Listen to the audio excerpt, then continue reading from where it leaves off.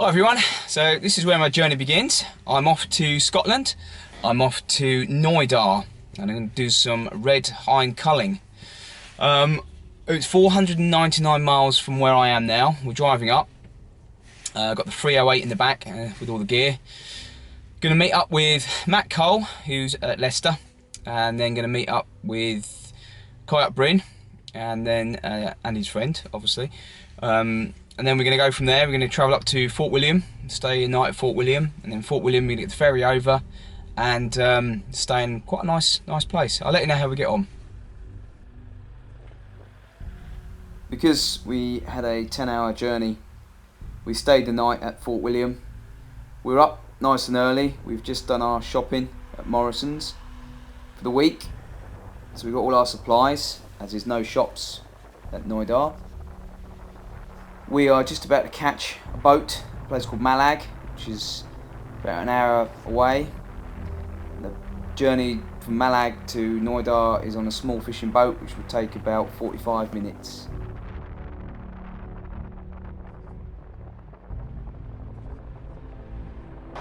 So, this is the boat that's going to take us to Knoydart.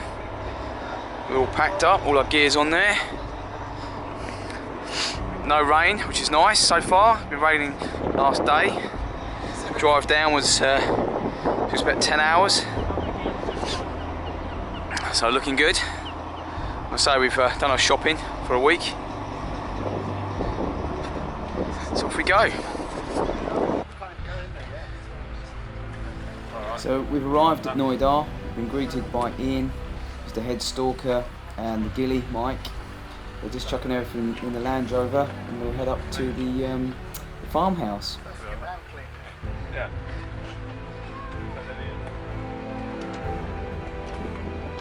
Right, so I've arrived at Knoydart. As you can see, I'm at the lodge. There's lots and lots of deer around. There is a fence there, but they're actually free. They can roam around wherever they want. There's deer on the mountains, some hinds and some stags up there, just grazing away. But what I really want to show you is our accommodation. That's one of the ghillies' houses down the bottom there. But this is where we're staying for the week. Nice gun rack.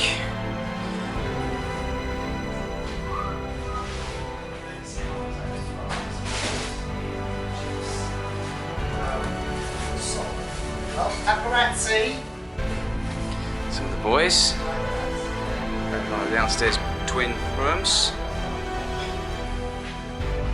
This is our lounge. Ah, lovely roaring fire.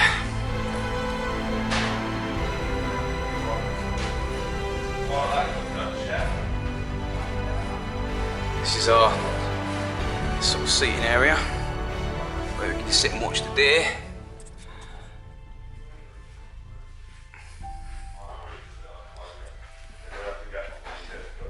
You'll wonder why people come shooting in Scotland. This is why. This is gorgeous. I've got the single beds.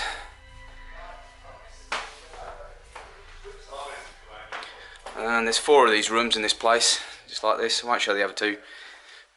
Nice bathroom, and just, like I say, the views are just absolutely amazing.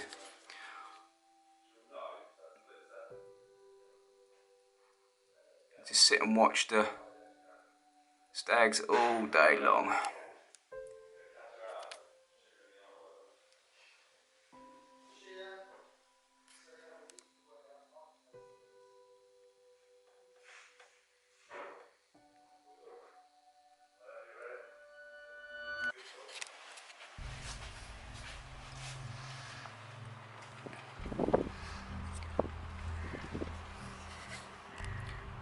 It's not every day that you can wake up with a view like this.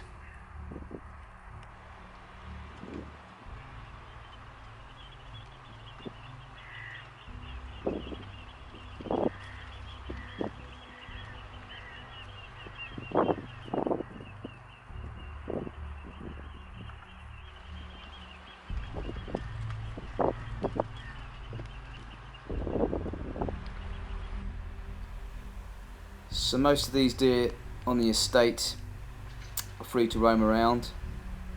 They're fed every morning by the head ghillie. A lot of them are play fighting, and this goes on mostly through the night. You can hear antlers crashing around. It's absolutely fantastic to watch, and literally they are most of the time 20 yards away from you, not frightened of you at all.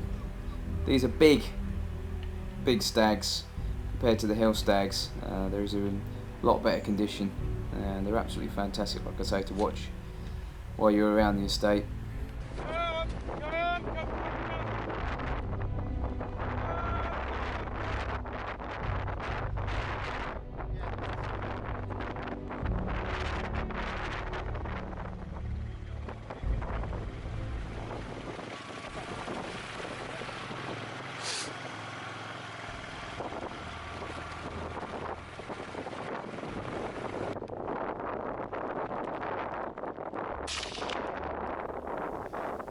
Because I am new to the estate, I had to do a test fire with 3 shots into a deer target to make sure I was adequate enough to hit a deer at 100 yards, which went okay.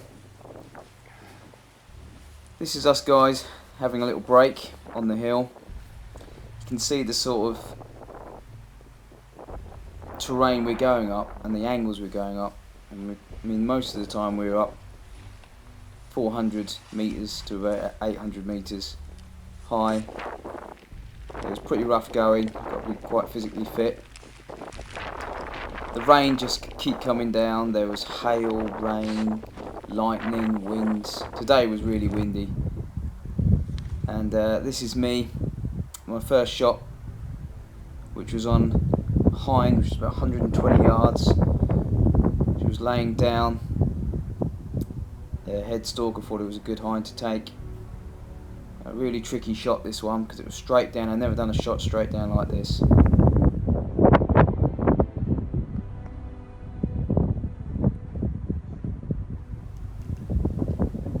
The whole time I was there, it seems a long time, I took the shot, but the head stalker was giving me instructions in my ear the whole time, what to shoot and when to shoot.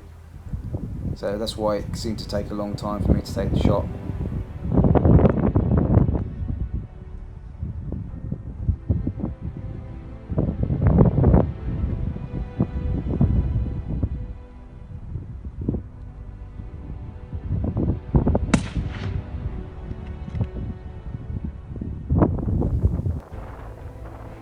So I hit my hind with a headshot, and we moved on a couple of 100 yards, and this is one of Kai's shots. Shot a hind about 240 yards. This is Ian just gralloching the hind so we get it down the hill. Well, if you shoot the deer, unfortunately you have to drag it down. If it's 800 metres or 50 metres, you've got to drag it down to the quads. So this is Kai dragging his deer down. The one I shot, Matt, kindly dragged mine down because we carried on stalking for the day. Only me and Kai were shooting on the first day. So I got away with dragging my deer down the hill on the first day.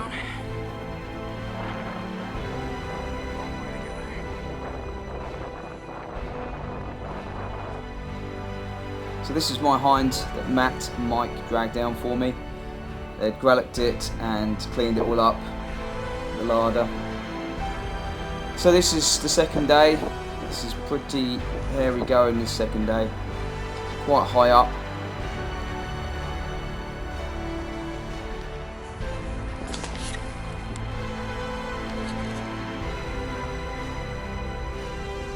So it was Matt and Rob's turn to shoot.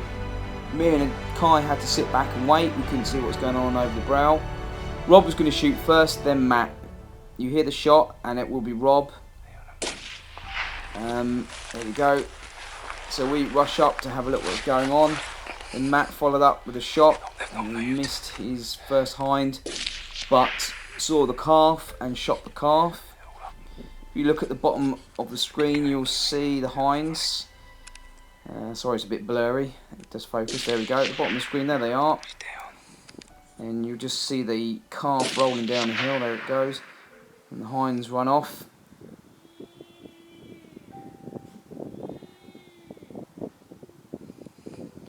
They certainly do move up here, these Highland hinds. They're just gone. That's how quick it can be. It's like that if they wind you or if they see you, they're just off. So you don't have much room to get in position for these hinds. If they see you, they're gone. If they smell you, they're gone. That's too far.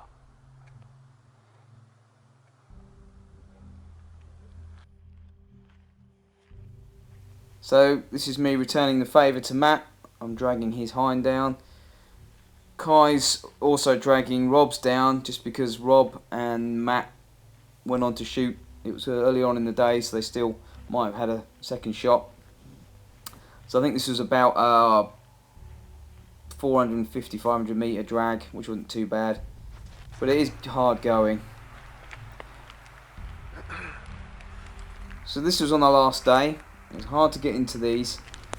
There was a big group on the snow, covered a mountain, quite a way up. And the choice was either to go right or to go left.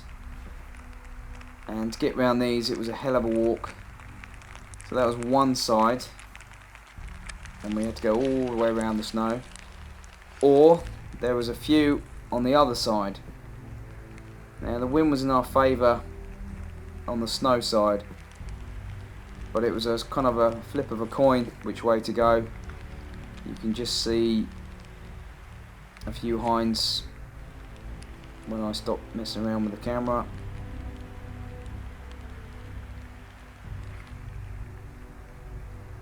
There we go. There was a few on that side, but more on the other side, and we decided to go up the snow side. It was very cold and wet. The snow was about 1/2 foot deep. The terrain was very slippery. Like I say, you need to be physically fit to go up on some of these mountains. It was hard going, very, very wet, very slippery.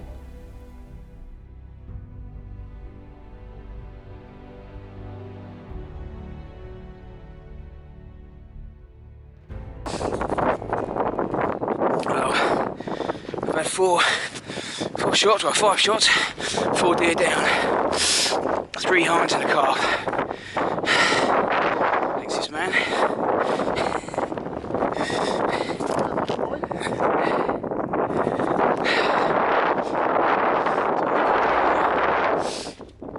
There's another one just down there.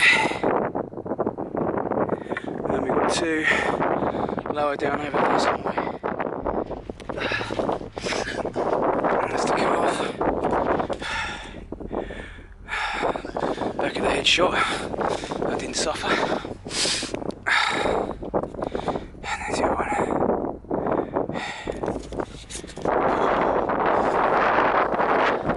So, makes me very happy.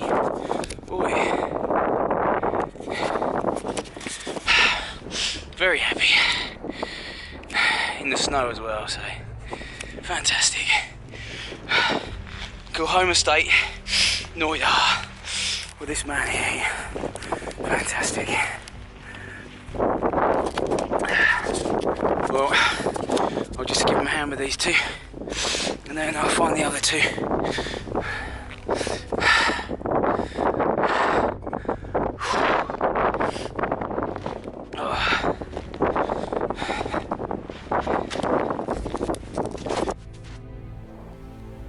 So I had to drag the hind and the calf down. Unfortunately, as like always happens, I get my calf stuck against a rock, hence she would not move. But that was just 10 foot. I had now 450, 500 metres to drag her down, or them down. It was a very slow process, but like I said, if you shoot it, you've got to take it down the hill.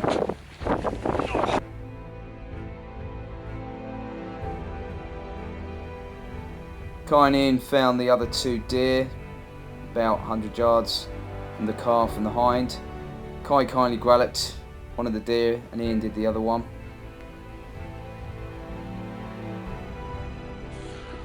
So this is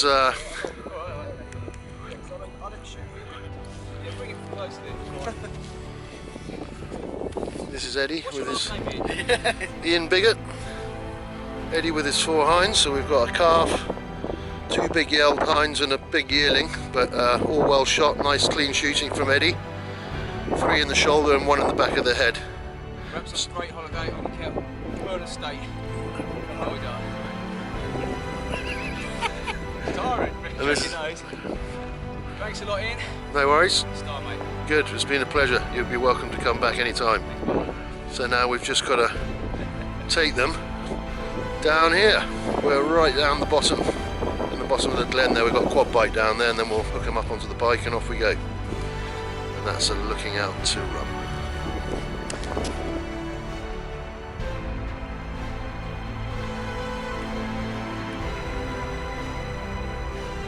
So that's where I shot the deer, and we've just dragged the deer all the way down here.